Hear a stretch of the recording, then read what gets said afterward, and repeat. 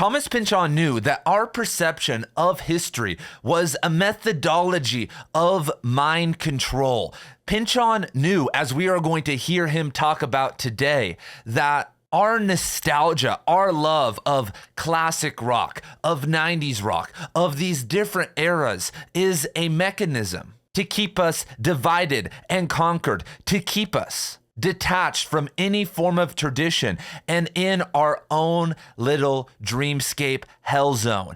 And my name is Ian, and here on Right Conscious, we talk about Thomas Pynchon. In the playlist down below, you will find dozens of videos on Pynchon's books, his life, and his philosophy towards so many different aspects of reality. And I don't stop there, though. I also talk about the greatest books and authors of all time. And today we are going to hear Pynchon go all the way. We are going to hear him talk about the thing that none of us want to think about, which is how we have converted what was once dangerous, what once caused revolutions, what once awakened people into higher planes of consciousness, into entertainment, into fuzzy little nostalgia that we feel after smoking a doobie or drinking a White Russian after work. And so let's go, everyone, because Right Conscious is not about just reading books. It's about integrating books, integrating knowledge into our soul so that we can create a literary renaissance, an educational awakening, so that we can have more freedom, more love, more beauty in our world. And it starts with us right now. And so here we go, everyone. Enough from me. Let us now hear from Pynchon. Perhaps history this century, thought Eigenvalue, is rippled with gathers in its fabric, such as if we are situated, as stencils seem to be, at the bottom of a fold, it's impossible to determine warp, woof, or pattern anywhere else. And so I'll break this down part by part for you guys because I'm throwing you into Pynchon's first novel, V, out of nowhere, and it can be somewhat confusing. And so the metaphor Pynchon is pushing here is that, let's say we have a t-shirt, and this is some Right Conscious literary streetwear merch that just dropped. The link is down below. And if I smooth it out like this, you can see across the entire shirt, right? But if I crumple it up, if I crumple our boy Ted Kaczynski up, it has folds and valleys within it. But if you live, let's say, down here in this fold, if this is where your consciousness is at, you can't see other parts of the shirt. You can't see other parts of the map. And so what Pynchon is opening up with is that in our position in the present, we can't see the larger pattern that connects things. And as we're about to discuss, even now in our society, in our technological matrix, we think that we have more access. We think that we can see outside of the fold even more. But in actuality, we're more disconnected from the entire map. And we will continue with the quote now. By virtue, however, of existing in one gather, it is assumed there are others, compartmented often to sinuous cycles, each of which had to come to assume greater importance than the weave itself and destroy any continuity. Thus, it is that we are charmed by the funny-looking automobiles of the 30s, the curious fashion of the 20s, the particular moral habits of our grandparents. We produce and attend musical comedies about them and are conned into a false memory, a phony nostalgia about what they were. We are accordingly lost to any sense of continuous tradition. Perhaps if we lived on a crest, things would be different. We could at least see. And Pynchon here is throwing out some absolute heat, everyone. He even adds that nostalgic tone at the end. We could at least see. It's bringing up Roger Waters, mother didn't have to be so high. And so Pynchon is 100% correct because how do we think of history? We call it the 60s. We call it the 70s. We break it up into chunks. I have even started to do this with the 2000s. And as a collective, we all attach a certain aesthetic to each one of these time periods. And it's partially because a lack of education and knowledge, but also because of this technological matrix that we're in, that we can't see history as this continuous struggle of ideas and realities. And what we do instead is turn it all into simulacra. It's so funny because I've known countless people who have lived through the 60s, my grandparents, even my parents, all these people, right? All these boomers who lived through the 60s. What they've told me about the 60s, I've taken almost none of that to heart in my conceptualization of the 60s. And that's one side of the aisle, that most people who lived through the 60s weren't going to protests, weren't taking a bunch of acid, and we're actually dealing with a different set of problems like the television coming into the home for the first time and many other things that actually would be really important for us to think about, but we don't care about that. And then when you look at the mainstream imaging that we get from the 60s, we hear about Woodstock, but now even we're getting all this information about MK Ultra. Now everyone suddenly cares about that, even though that information's been out there for decades. But that's a controlled narrative that is being fueled because of a general distrust in the culture of intelligence agencies right now. But what nobody talks about when it comes to the 60s, for instance, are the revolutionary groups that were around. And this is what Pynchon focuses in his novel Vineland about, how everything that they did in the 60s and 70s to try to change the culture, to try to change America, was forgotten by the next generation or two. This is something Pynchon really cares about and goes into this quote that we are reading right now. And speaking of Thomas Pynchon's masterpieces, the Right Conscious Book Club in 2026 is going to be reading Thomas Pynchon's hardest and best novels, Gravity's Rainbow, Mason and Dixon, and Against the Day, all in 2026. And the Right Conscious Book Club is the most active book club in the world. In 2025, this year, we read 71 transformative novels and met up and talked about every single one of them. And you don't have to read all the novels because we keep a high pace. But in 2026, we are going to go crazy also. Every other book club online reads at most 12 books a year. But my Substack isn't just about my book club. We have the most supportive and cool literary community anywhere online. We have geniuses when it comes to philosophy and thinking critically about literature, and we have master writers. And Substack is filled with the best readers and writers in the world, and it's where the literary renaissance is going to take place and take off. And so I'm going to be launching a free writing school over there soon. And so I have a ton of free content, and if you guys want to pay me and join my book club and support me and get access to over 100 hours of literature and writing course content, then you should go join my Substack. Plus, I just released a free guide that you can find down in the description below that has, or it's what I call the transformative canon. People say all the time, Ian, what does transformative literature mean? Provide some examples. Well, I put together a list of 500 transformative novels, and you can get it down in the link below for free. And you can join my free writing school for free when it relaunches sometime very soon over on Substack. And so I hope to see you guys over there, and let's hop back into the video.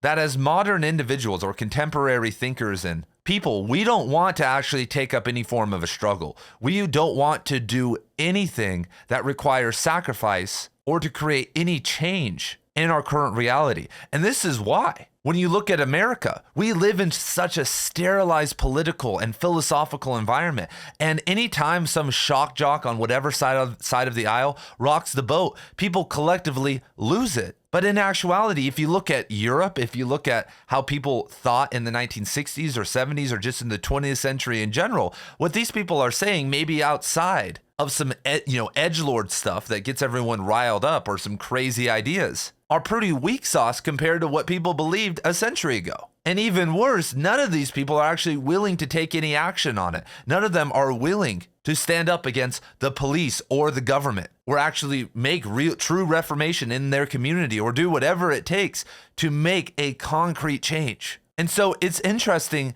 that the people that control our reality, the social media companies, Hollywood, or whatever, are the ones that broke this continuous tradition of knowledge and history, because we no longer take our elders seriously. We just kind of laugh at grandma and grandpa's knowledge, but all throughout time, there was this deep respect of the elder, not just of old people, but when you look at even kids, we now separate kids into grades. I was a high school English teacher for 8 years, and when you put a bunch of 14-year-olds in a room together, it's not a good idea. The best learning environment has people of all ages in it, helping each other, working on something different, having access to that, even if it's just 5 or 6 years difference. because you can connect deeper into that tradition, into that continuous line of history. And a lot of the time, that happened through just a sheer amount of time having to be spent with these people. Now, when you hang out with grandma might just be on Facebook the entire time, or you could be on your phone or listening to music in one earbud, or just kind of doing something else and not spending a ton of time with them.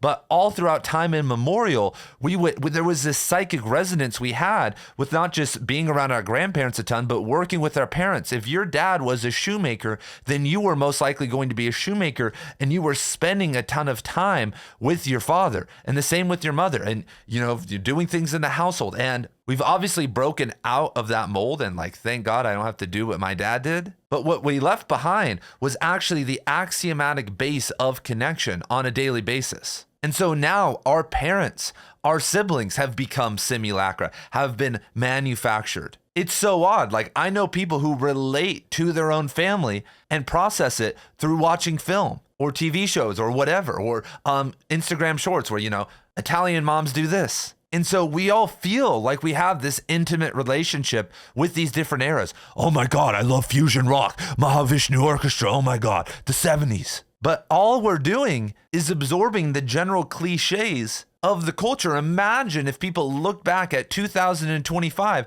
and all they saw were the 3 or 4 most polarizing things. And they thought that's what everyone was doing. That's what it was all about. We're all just here with our AI girlfriends, listening to Nick Fuentes or Mamdani and just doom scrolling all day. And when we want to get together with the boys, it's to watch, Jake Paul versus Anthony Joshua. But it's interesting, when you look at our current culture, we're so obsessed with retro aesthetics. People call fashion now vibes. TikTok has done a number on everyone. Everyone has gotten talked. And it's crazy because everyone is obsessed with the image, but not for the actual life. Right now, we're just interlopers in a culturalist wasteland. We just are walking around, seeing different aesthetics from the past and wandering through them without any connection to a lineage, because this matters for every citizen. What are you the heir of? What dynasty are you in? What lineage are you holding in your soul? Because it doesn't have to be your familial one, because I'm not really pushing very much for it. I'll just be honest. When it comes to my family line and all that stuff, maybe some of you guys are different,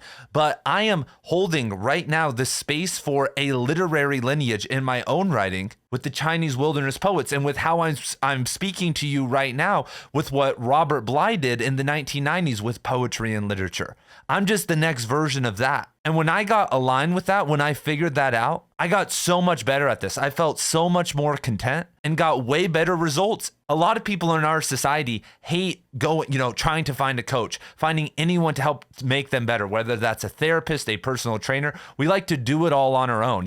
I know so many people who refuse to get help in any way. And that's the same problem. And it becomes apparent really fast when you look around at people who are good at things that they're only good at them because of the help that they're getting. But as writers, as thinkers in this more philosophical zone, we don't need maybe this mentor who's giving us this information and we're studying under them. We can rather look to the past. We can look to these figures behind us and choose what lane we are going to progress in. Because the idea that you can progress in all of them, that you can be the lineage holder of every single literary style or philosophical zone is BS, because as I talked about at the start of this video, Right Conscious is about the integration of these philosophies into your life. It's about mastering them to the point where you can perceive reality and frame reality through the ideas that you are exploring through philosophy, through literature, through art, through interpersonal relationships, or whatever. And that's true mastery. That's what we are after. And that process can sometimes take years. And this is why Cormac McCarthy said,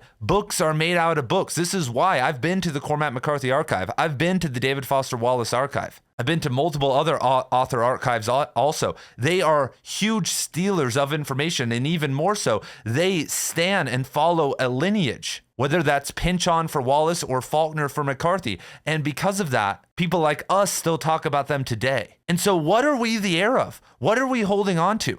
It's gotten so bad. Our disconnection has gotten so bad that when someone says the word traditional, we think of some modest person, this old-fashioned religious person who's trying to go back to the old ways, when in actuality, tradition is important to progress and even the most eccentric paths, because if you don't have that, then the whole movement, your whole journey, your quest can be thrown off if you don't have a mentor, if you can't ground yourself. And funny enough, Pynchon loves this topic and he explores it ad infinitum with his novels, whether it's real estate developers, intelligence agencies, crazy people in World War II, the internet and Bleeding Edge, or whatever. He loves this idea of us not being able to see where we are at in time and being influenced by these forces of evil.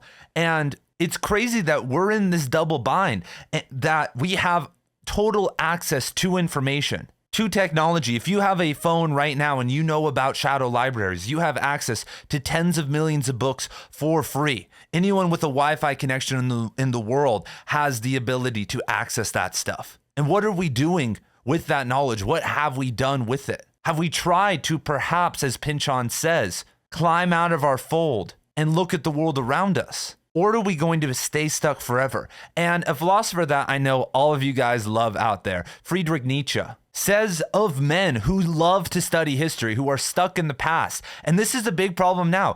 All the men that I know, or at least a lot of them, know all this stuff about World War II. They listen to hardcore history. They listen to all this stuff. They're listening to these audiobooks. But what Nietzsche says is that, quote, he carries with him a huge quantity of indigestible stones of knowledge, which then, as it were, rattle about in his belly. He also says, quote, an excess of history hinders the forces of life, end quote. And all this is from Nietzsche's 1874 essay on the use and abuse of history for life. And I'm gonna have to make an entire video on that, which I'm sure is going to be an hour long, but he's absolutely correct. Because even the history books we read are historically themed entertainment. They are stories and not really trying to access or get to the core of capital T truth, everyone. And for all my moral relativists out there, truth.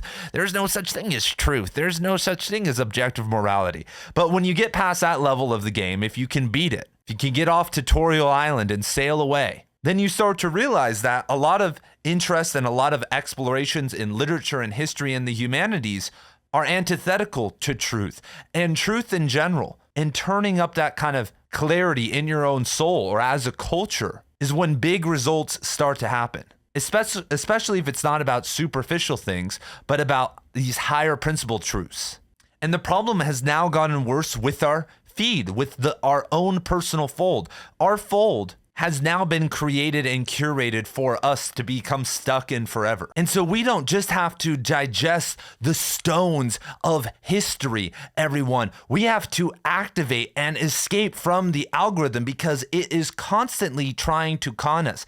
It is constantly trying to commodify the transformative things that we care about or that we even are trying to digest and turn them into these vehicles of nostalgia. The Saving Private Ryan TikTok edit, all the random stuff that we see that takes what we really cared about, what may have helped us kind of come into ourselves and individuate and make it even more derivative. And it's done in a systematic way to throw us off the scent of the trail, to throw us off from becoming activated. And so this final message that I'm giving to you is an updating of Pynchon's message. We have to refuse to be conned. I get it. It's much nicer to look at history in these little chunks, in these zones, to have this nostalgic feeling toward it all. But when you start to wake up and see history for what it is, and that's kind of one of the big roles of Pynchon's work, that's where the party really gets started. And I know almost all of you guys know this. Why would you be watching this video? But our job is to spread this